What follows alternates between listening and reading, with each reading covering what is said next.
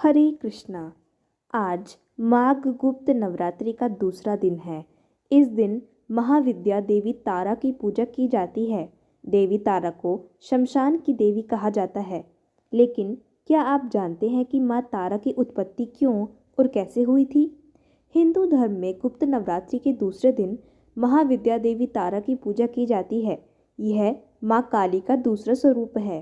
तारा देवी नरमुंड की माला पहनती है और इन्हें तंत्र शास्त्र की देवी माना गया है। साथ ही यह भी माना जाता है कि वह मुक्ति देने वाली देवी है। बौद्ध धर्म में भी माँ तारा की पूजा अर्चना को बहुत महत्व दिया जाता है। मान्यता है कि भगवान बुद्ध ने भी माँ तारा की आराधना की थी और यही नहीं, गुरु वशिष्ठ ने भी पूर्णता प्राप्त करने के लिए माँ तारा की आराधना की थी।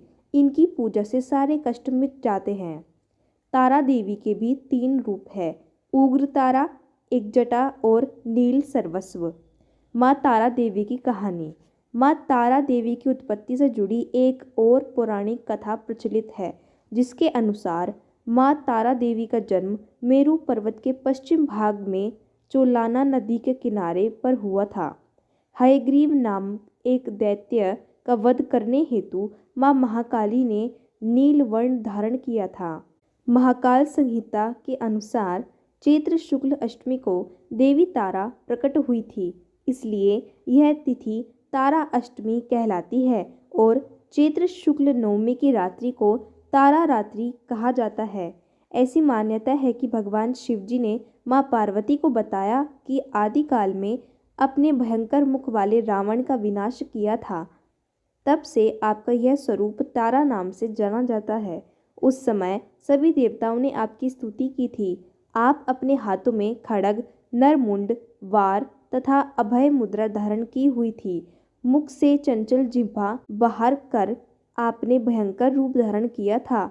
आपका वह विकराल रूप देख सभी देवता भयभीत होकर कांप रहे थे।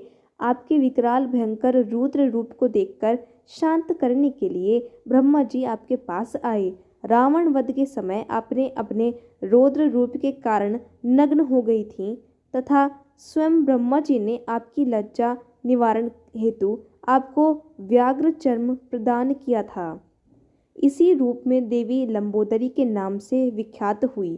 तारा रहस्य तंत्र के अनुसार भगवान राम निमित्त मात्र ही थे। वास्तव में भगवान राम की विध्वंसक शक्ति देवी तारा ही थी, जिन्होंने लंकापति रावण का वध किया था। भगवान शिव और माँ तारा की चर्चा। एक अन्य कथा के अनुसार भगवान शिव ने माँ पार्वती को बताया कि आदिकाल में जब रावण का संहार किया गया, तब देवी ने अत्यंत उग्र रूप धारण किया था।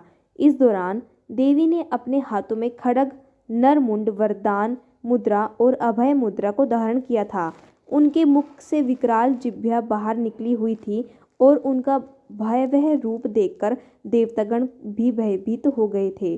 देवताओं ने जब देवी तारा के इस प्रचंड रूप को देखा तो वे अत्यंत भयभीत हो गए और सभी देवगण उनकी स्तुति करने लगे। भगवान ब्रह्मा स्वयं उन्हें शांत करने के लिए उनके पास गए।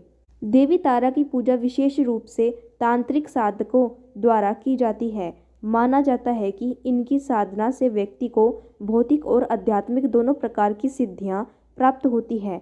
माँ तारा की कृपा से साधक अपने जीवन की समस्त बाधाओं को दूर कर सकता है।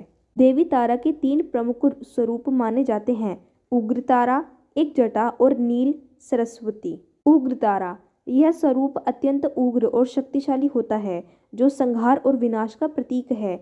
एकजटा, यह स्वरूप साधकों को आत्मज्ञान और आध्यात्मिक उन्नति प्रदान करता है। नील सरस्वती, इस रूप में देवी ज्ञान, विद्या और वाणी की अधिष्ठात्री है और साधकों को बौद्धिक उन्नति प्रदान करती है।